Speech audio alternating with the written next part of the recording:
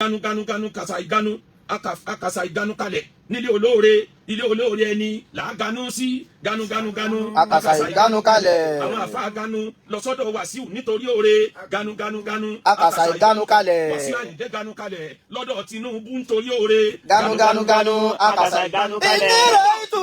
gangan ganu kalẹ̀ lọ́dọ̀ Ọlọ́run tó dáyé àtọ̀run ganu akàsà ìganu kalẹ̀. babaláwo ń ganu kalẹ̀ níbi tó ti gbẹ́bọ̀ lọ ganu akàsà ìganu kalẹ̀. pásítọ̀ ń ganu kalẹ̀ nílé ìsìn ganu akàsà ìganu kalẹ̀. àwọn àfáà náà ń ganu kalẹ̀ nílé olóore wa ganu akàsà ìganu kalẹ̀. kódà àwọn òṣìṣẹ́ ìjọba ń ganu kalẹ̀ lọ́dọ̀ ìjọba ganu akàsà ìganu kalẹ̀. kí ló dìjà kí ló di wàhálà tó o bá fẹ́ enjoy ayé bó ṣe lè láyé nù. Allah.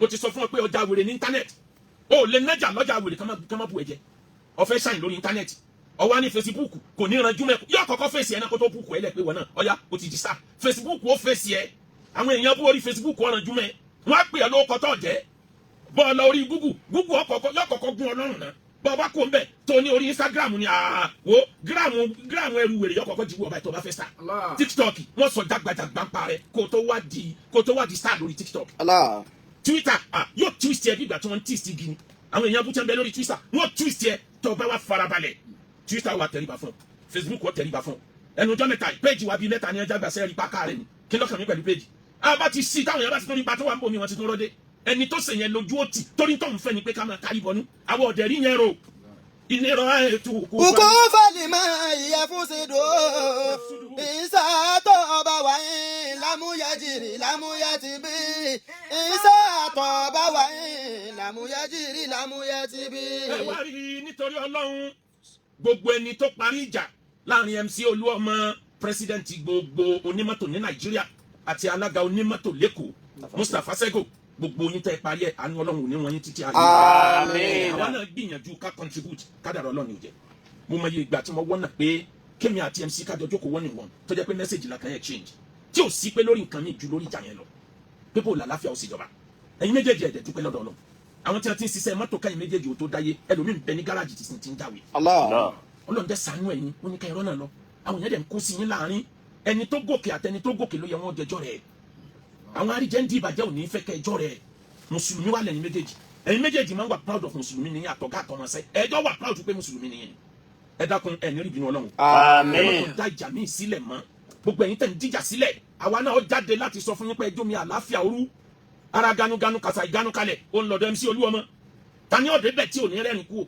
pásítọ̀ ń ganu ń bẹ̀ oníṣẹ̀ṣẹ̀ ń ganu ń bẹ̀ àáfà ń ganu ń bẹ̀ àwọn olórin náà ń ganu ń bẹ̀ ganu kàṣà ìganu kalẹ̀ ganu kódà Pasuma ń ganu lọ́dọ̀ Ọláṣẹ́wù Àbànà ganu akàsà ìganu kalẹ̀. Saheed Òṣùpá ń ganu lọ́dọ̀ MC Olúọmọ ganu akàsà ìganu kalẹ̀. Wàsíù Àyìndé ń ganu sọ́dọ̀ Tinubu ganu akàsà ìganu kalẹ̀. wá ganu síbi oore wà kò sí ní tó burú o ganu akàsà ìganu kalẹ̀. àfà ní ká ẹ lọ adjust ẹ lọ tún wá ṣe ẹ̀yin méjèèjì tọ́nà tí wàá ní kábàáyé parí ẹ̀ báyìí òkè láyé ẹ̀yin méjèèjì Àmín. àti president àti state governor lẹ́kọ̀ọ́ fún àwọn onímọ́tò mi ìmọ̀rúkọ tó ń pè park manager no NRTW ṣe chairman ni wọ́n ń lò lẹ́kọ̀ọ́ ẹni tó ṣàjàdá ni wọn Mustapha Sego ẹ̀yin méjèèjì ẹ̀ ní jayé wẹ̀yìn Àmín. ẹ̀ ní fọlápì Àmín. ó ti lówó kò ní mọ Ọlọ́run ní sí ládàá Àmín. ó ti lọ́lá kò ní mọ Ọlọ́run ní sí ládàá Àmín. àgbéga lórí àgbéga Ọlọ́run ọmọ jẹ́ ó jẹ́ Àmín. àfikàn ṣoṣo Ọlọ́run bẹ́ẹ̀ náà tẹ́yìn méjèèjì ọba parí ìjà ara yóò padà sọ fáwọn afá pé kílẹ̀ ń wò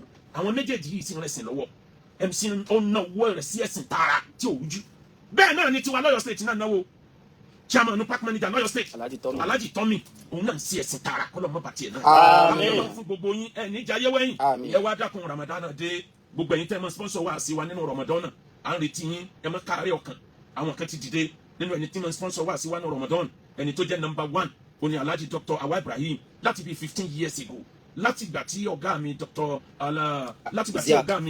Isaac Abiola Ajimobi tí wọ́n ti ń bẹ láyé ní wọ́n ti ń sponsor wá sí wa táyọ̀ tiẹ̀ tí mọ̀ wọ́n báyìí adúpẹ́ pọ́lá náà ń pọ̀ sí ojoojúmọ́ ni látara pẹ́yìn náà ń ṣètò lọ́hùn àtẹ̀yìn àtìyàwó àtàwọn ọmọ yín ẹ̀ní máa padà sí. Àmín. náà tó ní Alhaji Ọláṣẹ́wù Àbànà àwa náà ń ganú bẹ̀ Ọláṣẹ́wù Àbànà à ń retí yín lórí àwọn rédíò tẹlifíṣàn internet sponsor bákan náà àti bẹ́ẹ̀ lọ bá mi rántí ẹlòmíì àti gbogbo ẹ̀yin tẹ̀ máa ń gbé wá sí wa lárugẹ kódà ẹni tó jẹ́ tuntun tóun náà fẹ́ yọjú à ń retí yín gbogbo ẹ̀yin ní Ramadan lecture ilẹ̀ ti kún àmẹ́yìn tẹ́ ẹ jẹ́ tiwa tẹ́ ẹ tí yọjú ẹ dákun ẹ jẹ́ àyọjú a lè torí pé lẹ̀ ti kún lọ́dún yìí ká mọ̀ wá fààyè tiyín sílẹ̀ ẹ tètè pè wá ọ̀rọ̀ owó kọ́ ọ̀rọ̀ time ní kájọ adjust láàrin ara wa ẹni fẹ́ ra lẹ̀ ẹni fẹ́ ra lé ẹ bá lè ṣe Akeugba Gold tó bá dò pọ̀.